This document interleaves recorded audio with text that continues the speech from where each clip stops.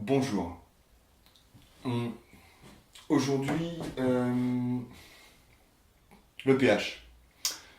Le pH dans une solution aqueuse. Alors, je réexpliquerai après pour la solution aqueuse. On a vu la vidéo précédente comment savoir, comment analyser, ou plutôt, on a essayé de comprendre le test de présence d'eau, c'est-à-dire trouver un test qui nous permettait de savoir si dans un liquide, dans une solution, on avait de l'eau. C'est intéressant parce que, mine de rien, ici, on va parler du pH. Et ce pH ne peut se mesurer que dans une solution aqueuse. Donc si on n'a pas une solution aqueuse, je vous rappelle ce qu'est une solution aqueuse, c'est un mélange homogène d'un solvant qui est l'eau, parce que c'est aqueux, aquagym, aquabike, aqua, tout ce que vous voulez, comme ça qu'on s'en souvient. Donc, où le solvant est de l'eau et le soluté est d'autres choses. Plusieurs autres choses, tout ça dissous. Bon.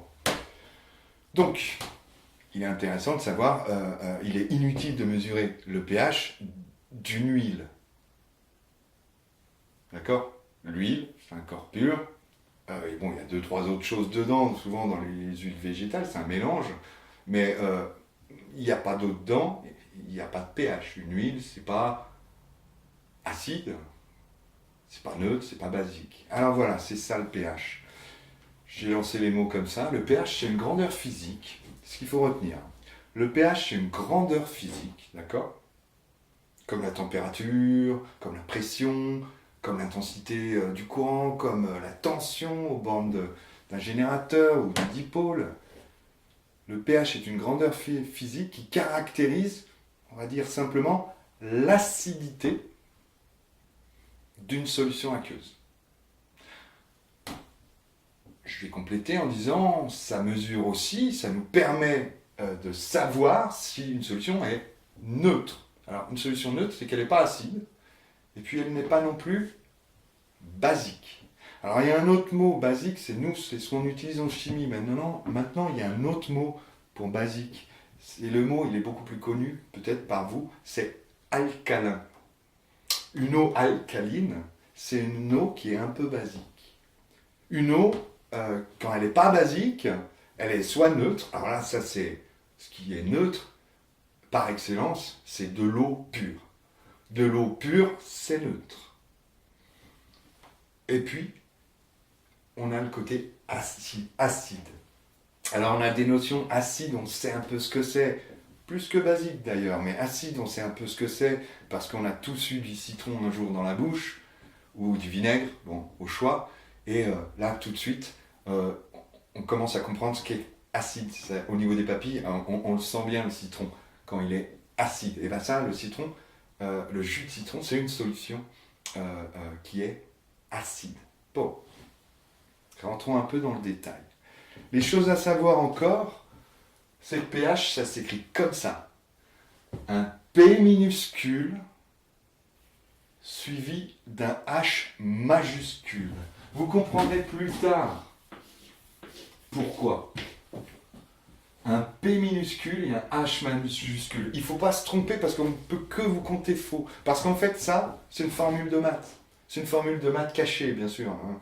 Mais pour pas vous faire peur. Mais en fait, allez, soyons fous. Ça, le P, en fait, c'est quelque chose, c'est ça. Le P, c'est la contraction, on va dire, alors une contraction assez étrange, mais de moins logarithme décimal. Et puis H, il nous rappelle un truc tout bête. Allez, je vais le faire simple pour qu'on puisse comprendre.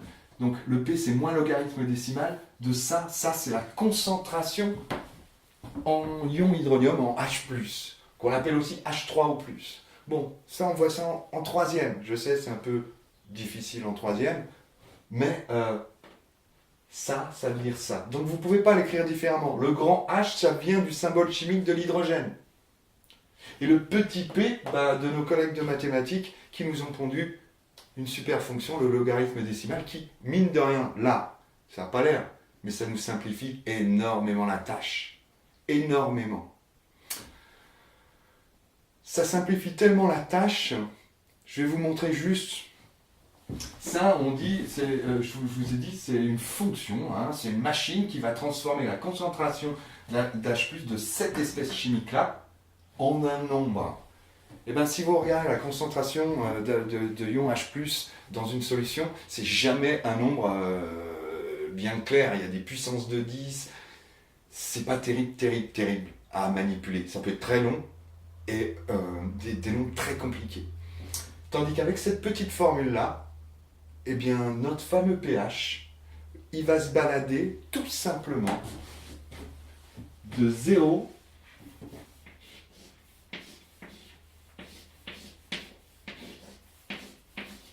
à 14. Le pH, il va aller de 0 à 14. Et puis en cinquième, je veux dire, on va rarement, on va même pas du tout, utiliser les décimales. C'est-à-dire, le pH, ça pourrait être 1, 2, 3, pH égale 4, pH égale 5, etc., etc., jusqu'à 14. En gros, il n'y a pas beaucoup de valeurs à l'intérieur. Ça permet largement de simplifier. Donc, il y a une échelle pH, toute bête. Je vais vous l'écrire là, désolé, je ne vais pas avoir beaucoup de couleurs, donc il va falloir vous souvenir un petit peu du code couleur. Sans ça, vous avez votre ami Google ou autre. Pour aller taper échelle de pH. Et sur cette échelle de pH, vous allez voir les couleurs si vous avez un écran. Et on prend tous à peu près les mêmes. D'accord? Tout simplement parce que ça fait référence à l'appareil de mesure du pH qui est pour la plupart un papier pH. Il y a plusieurs façons de mesurer le pH, il y en a 3. Le papier pH, c'est pas bien cher. C'est un papier qui va changer de couleur. Vous vous rappelez la vidéo précédente sur le test pour savoir s'il y avait de l'eau? Eh ben, on avait un produit blanc qui devenait bleu au contact de l'eau. Et bien là, c'est un papier qui va réagir et changer de couleur suivant la valeur du pH de ma solution. Encore une fois, c'est une analyse. D'accord? C'est ça, une analyse. On se sert de quelque chose qui va varier. Là, c'est la couleur qui varie pour nous donner une information sur une grandeur physique ou sur la présence d'eau, comme la dernière fois. Donc, soit on utilise le papier pH, soit on va utiliser un pH mètre. Alors là, c'est un petit appareil avec des électrodes, c'est assez cher. Il y a une petite électrode qui est mise à l'intérieur d'une bille en verre où dedans il y a un liquide. Je vous laisse découvrir tout ça quand vous serez au lycée et voire même un peu plus loin.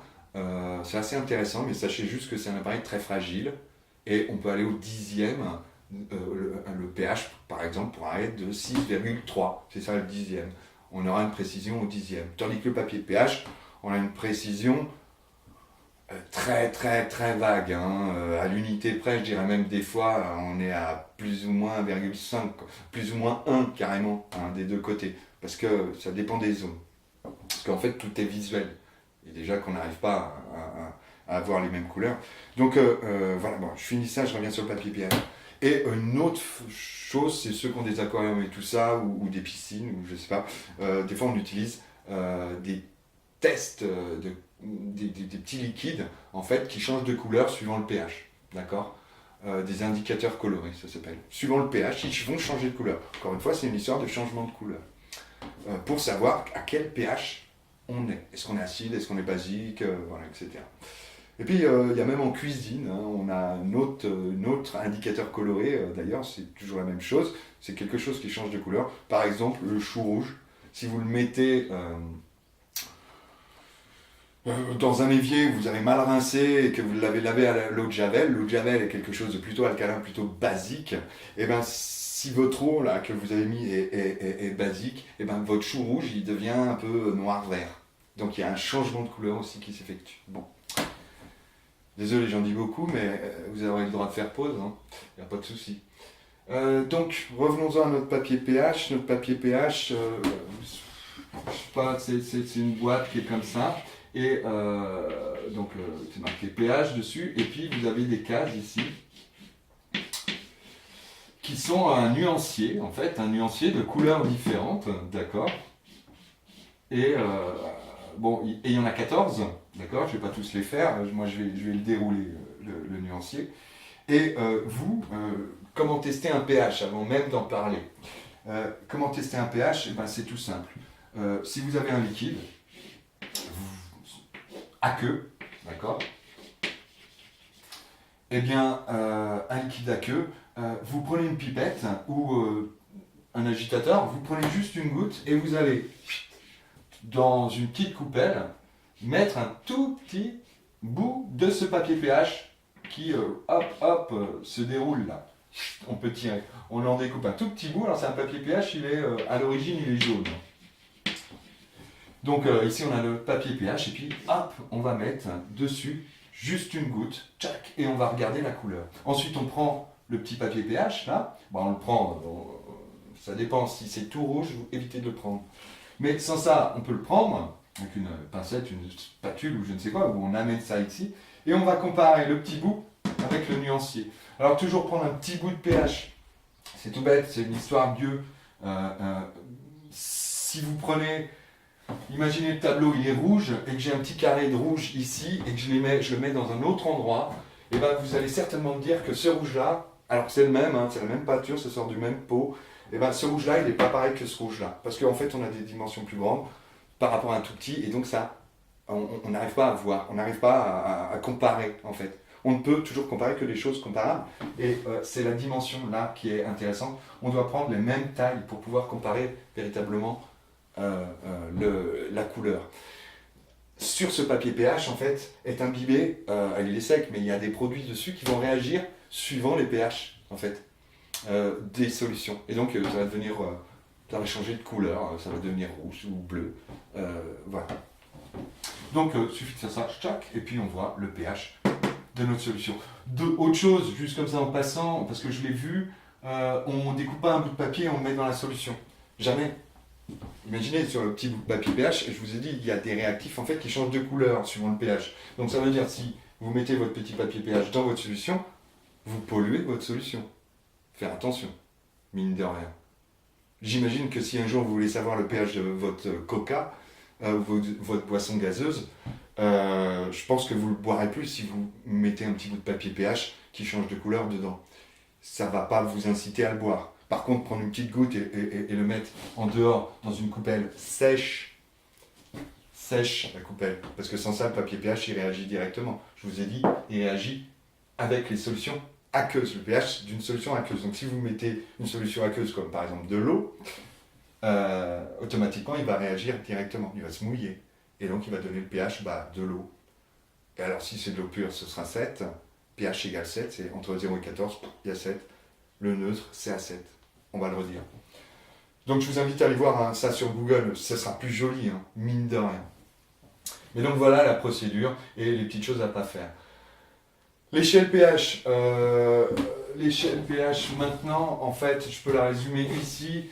Le pH, donc, on a dit... Alors, petit p, grand H, il va de 0 à 14.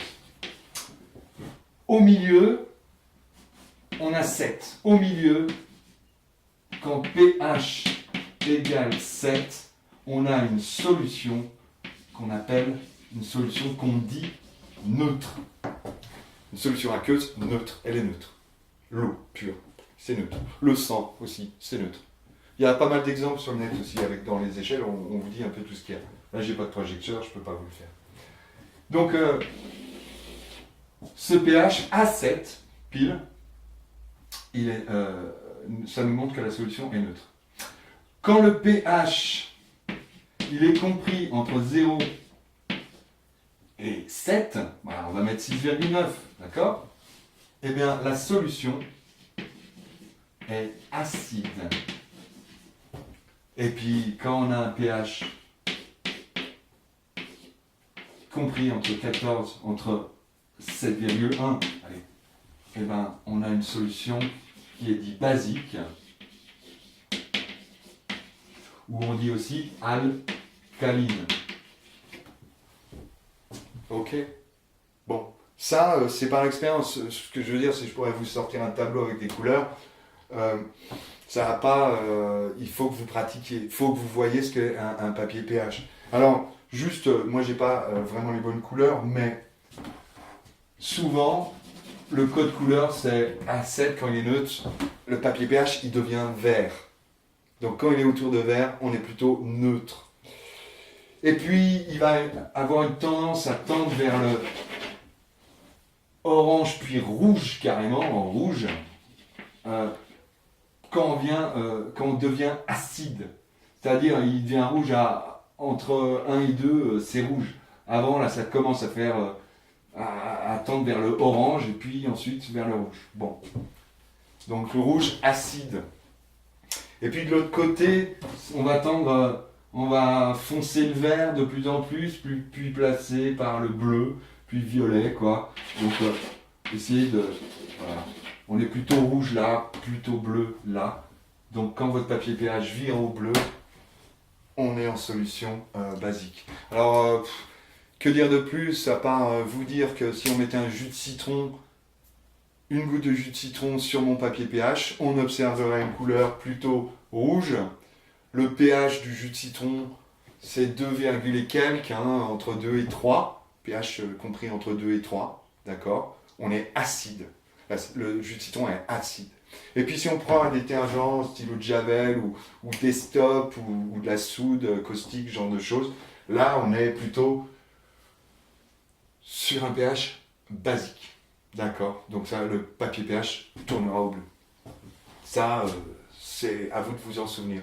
Alors juste pour info, le Coca-Cola, c'est plutôt acide, même si ça n'a pas le goût, parce que juste, il y a du sucre qui nous trompe un petit peu. On est aussi acide que du vinaigre, aux alentours de 2-3 en pH. pH égale 2, 3. Ok.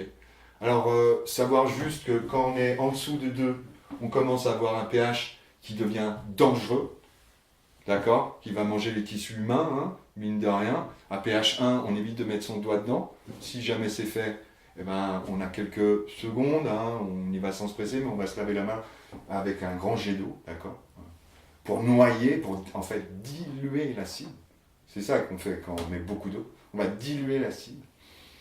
Et pareil de l'autre côté, on évite vers le pH au-dessus de 12, 13, on évite de mettre le doigt dedans. Dernière petite chose, qu'est-ce qu'on pourrait dire? On pourrait dire que, ah oui, qu'un dilué, c'est intéressant de se poser la question. Quand on a un pH acide et qu'on le dilue, imaginez un jus de citron acide, d'accord, vous imaginez ces sirops de citron sans sucre, la Pulco et compagnie, c'est très acide. Le fait de diluer, donc on a un pH égale 2 par exemple, pH égale 2,5, d'accord, pH 2,5, très acide. On met de l'eau, on est bien d'accord, quand on boit, l'acidité diminue. Mais il ne faut pas penser que le pH, lui, va augmenter jusqu'à devenir basique. Non. Vu que le solvant, la majorité des choses contenues dans le verre, c'est de l'eau, le pH va tendre vers le pH de l'eau, c'est-à-dire 7. C'est d'avoir des images comme ça. Donc le petit truc à savoir aussi, je vais finir un peu là-dessus parce que j'ai vu mes troisièmes qui ont eu un peu de mal à imprimer. Plus une solution devient acide, plus son acidité donc augmente, plus son pH diminue. Plus l'acidité augmente, plus le pH diminue. Plus l'acidité augmente, plus le pH diminue. Ça, c'est intéressant de retenir peut-être juste cette phrase pour pouvoir vous en sortir. Ok.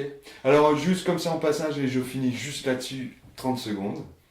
Savoir le pH d'une solution, c'est important, parce que par exemple, on parle beaucoup de l'acidification des océans. Le CO2 qu'on lance sans arrêt, ça veut rien dire, mais qu'on rejette dans l'atmosphère, en fin de compte, ce CO2, donc il est dans l'air, et vous savez très bien que l'air se dissout, est absorbé par l'eau, et le plus gros puits d'air, on va dire, c'est la mer. Donc la mer devient ce qu'on appelle un puits de carbone, c'est-à-dire que tout le CO2, si on en met beaucoup dans l'atmosphère, eh ben on va avoir la même concentration de CO2 qui va se dissoudre dans l'eau. Donc plus on aura de CO2 dans l'eau, en fait on le voit très bien, il suffit de souffler dans un bécher avec de l'eau et on constate que le pH, on a fait l'expérience avec un pH mètre, le pH diminue. Vraiment, ça se voit à vue d'œil. Il faut quelques soufflets pour que le pH diminue.